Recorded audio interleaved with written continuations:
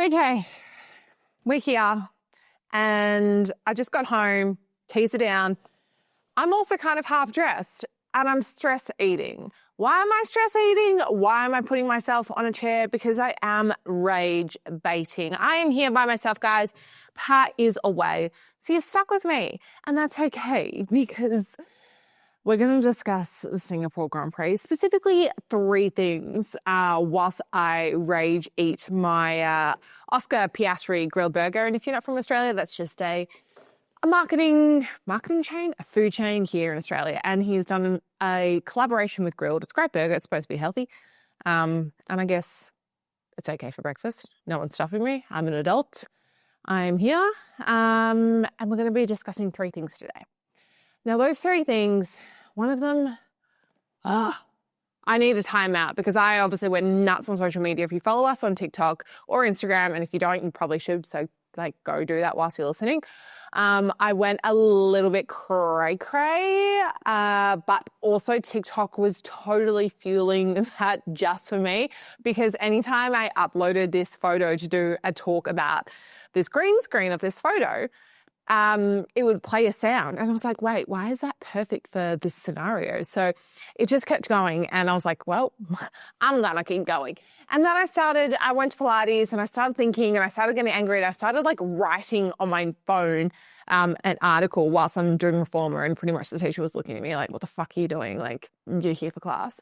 I ended up leaving class to go write an article because I just had so much in me. And you can go check that on I can put up a link, but it's not Paddock 43. We have a Paddock 33.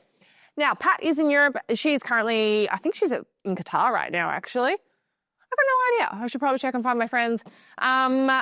And the other things that we're going to talk about, so McLaren, obviously. Deep breaths. We're going to discuss, me with you in your ears, are going to discuss Alpine. God, sorry, Monday morning. And how Flavio is just completely dissing Jack Doohan. Does F1 have a thing against Australians at the moment? What is with that? And the next thing that we're going to discuss also is Williams. And what the fuck happened with them this weekend? Now, a lot of people have sent submissions through for various things, so we will discuss that. And holy moly, if you're not watching this, I've just opened up my grilled Oscar Piastri burger. Shit, looks quite good. I'm just going to show that on the camera. I just dropped chips everywhere. Sorry, oops. I'm not even in my own home. Delish. Just going to show on the camera what this actually looks like because this is supposed to be an orange and black burger for Oscar Piastri. Thoughts, feels, do we like the look of it? Sorry if you can't see this, but quickly, girls got to eat. It's a black bun for a black soul, which is McLaren. Okay, I should probably calm down. All right, let's get into the episode. But we're going to start with a literal fire. No, not the grilled type of fire that I've literally just been talking about. Wow, that sounded lame. That sounded like I was reading something. But no, we're going to be discussing Williams. Because honestly, their weekend in Singapore was straight out of a documentary, pretty much. And also, if you're watching this and wondering what's going on in the background, we are moving and we're kind of like nomads at the moment. So in practice, we obviously had Alex Albon's car catching fire.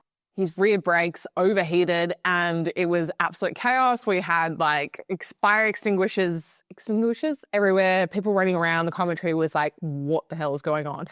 Alex Albon's car is literally on fire.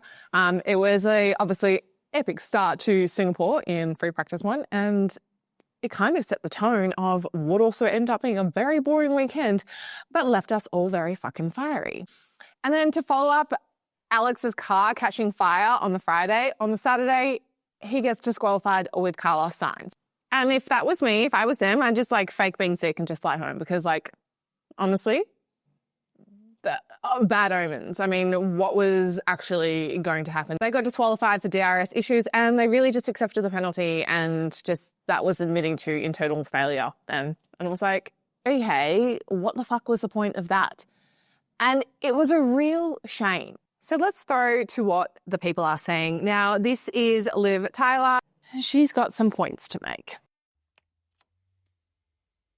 I think Williams could have had a really good points haul this weekend, especially after seeing their qualifying results, but before they got disqualified.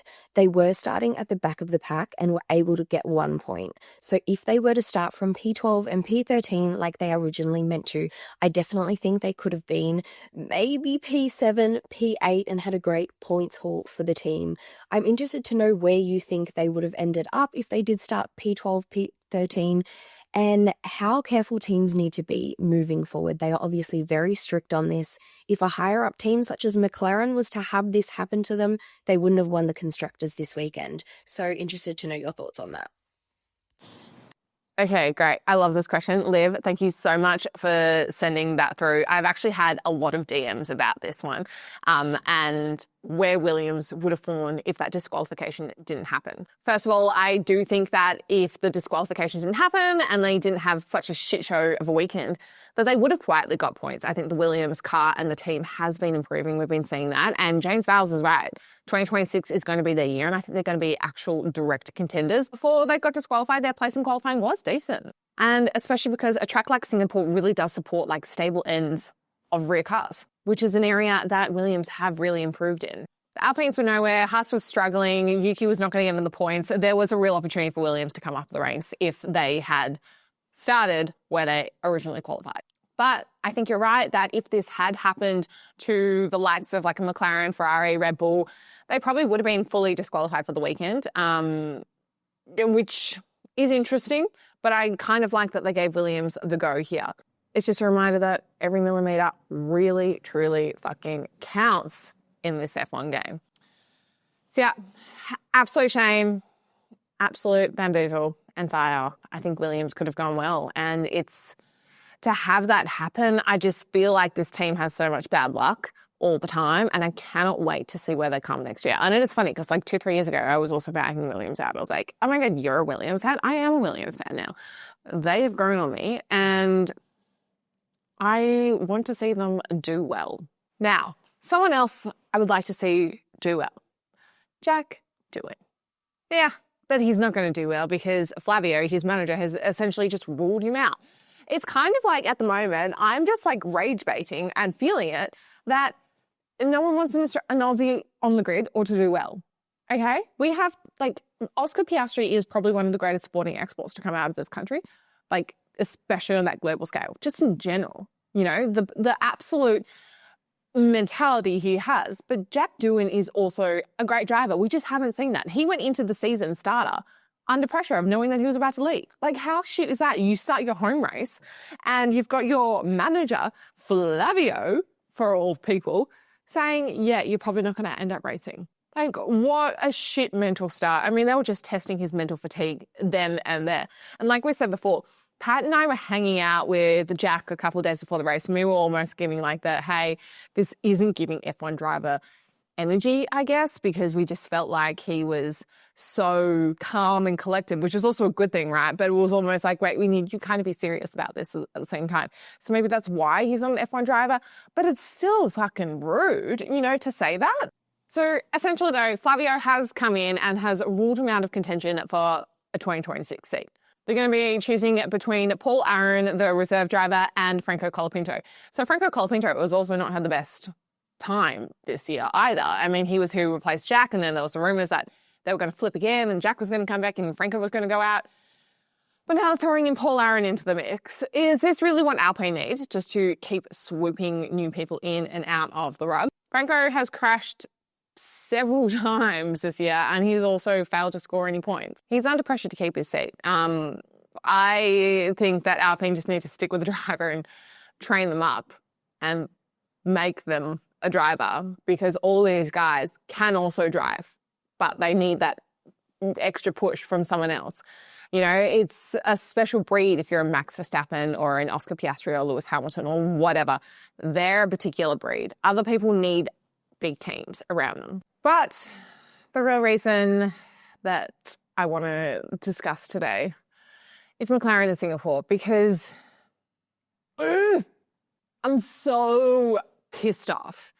I'm so pissed off. And look, I get it. I'm an Australian. I'm supporting an Australian. But McLaren have done this themselves. McLaren have set a precedent of these papaya rules. And Oscar Piastri has come out and said, look, I think everyone was like talking about the papaya rules too much. Essentially, it was just don't crash into each other. But then what did Lando go and do today or last night? The other day, whenever you're listening to this, he went and crashed into Oscar. Yes, it was deemed fair. It was a legal move. There was nothing wrong with it. But I agree, it was not fair. In any other instance, if that had happened in any other race and it was reverse, they would have given the position back. And for that to happen, I can understand why Oscar is frustrated. I mean, we watch him turn off his radio. Silence is damning. Silence is saying everything. And then McLaren go and put... Sorry, siren's going off. I think am I screaming? Is someone like... And then McLaren go and put up this photo of them all celebrating on the podium. They're like, oh my God, we ran World Championship. Okay, look, I should probably be celebrating that McLaren won the team championship. Great, cool. We knew that was coming. I'm sorry, but are you really team players when you're doing this and putting this up, this photo of everyone, and Oscar is not in the photo? You should be celebrating your driver that is leading the championship. But you're not. You're just celebrating as a team. And I get it. But are you being team players when you're doing stuff like this? That is not team players. This is not sportsmanship like. McLaren need to choose a driver because this happened in 2007? Can't even think. Between Alonso and Hamilton. They couldn't choose. They had a fuck ton of issues going on in the background and they kept being like, one team, one dream. They lost the Drivers' Championship. Just saying. Just saying. Anyway, a bunch of people have sent in voice notes and I'm going to listen to them and also see what they said because I was obviously rage baiting online. Now, this one has just come through. It is from a lovely listener called Freya and she says, oh my God, what the fuck? McLaren, papaya rules, very clear. Don't hit your teammate. No swap. Then they celebrate constructors without Oscar. Yep. And then she... Okay, Freya said she's so mad she unfollowed Lando and Prob's now going to unfollow McLaren too because it's one joke and they are losers and Oscar deserves better. Yeah, I mean, I tend to agree with that. Let's hear what you actually have to say though. So McLaren has papaya rules. Don't hit your teammate. Lando hits teammate. McLaren, no, nothing to do here, nothing to see here. Oscar goes back to fourth. And nothing is done about it. No swap over. And then Oscar has a slow pit stop. No swap over. And then McLaren wins the championship and they celebrate without Oscar on the podium, who is their championship leader. McLaren, what the actual... Like they are a joke and everyone can see it, their favoritism. I think Oscar's just got to take the gloves off and do a bit of hip and shouldering. Yep, couldn't agree more. This is from Pal. Let's see what you've got to say. Hi, Elle. It's Paula from the Pit Talks. Yeah, I'm so angry as well. Yesterday, I'm from Melbourne as well, and I was like, I don't even care. No one cares that they have won the championship. Like, really, it's like Oscar's face was like, whatever, mate, you know? So yeah, I'm so angry. It's not fair. It doesn't make sense. So as you can tell, they're just two voice notes that I got about McLaren. Damn. I don't know where they're going to go from this. I think that McLaren really need to pick and prioritize the drive now. Otherwise, they're going to destroy their team culture. They're going to also destroy their fan culture. They have a real PR issue on the top of their hands now. I think, though, regardless, it's kind of like ticket price increases. There's always going to be demand there, so people will still be involved and still participate in the drama. But it's just... it's icky, it feels gross, and then being silent. And then Lando Norris has also made comments this weekend being like, you know, if you're not happy with that move, don't be in Formula One. That's not on. Oscar is trying to be at least a professional and just not talk about it and just be like, oh, I'm happy for the team. Yes, he might be nonchalant and like tone deaf in his voice, and we can see it in his eyes. It was hurting and he was pissed off. I mean, when he took off the mic, when Zach Brown's like, congratulations, and he's like, fuck this, and just like took it off. He cut that silence. As I said before, silence is damning. So look, time will tell. I think also one thing that we do have to celebrate in Singapore is the actual race itself, even though it was a bit boring. But I think Ash has something to say. So let's have a listen to her voice note. I got so many voice notes. This is great. I haven't listened to half of them, so I'm actually being picky. Let's see what she has to say. Hey guys, once again, it's Ash from Girls in the Fast Lane coming in with her comments and her unnecessary instigating of McLaren fights. First of all, I want to say that George Russell was the most underrated winner ever.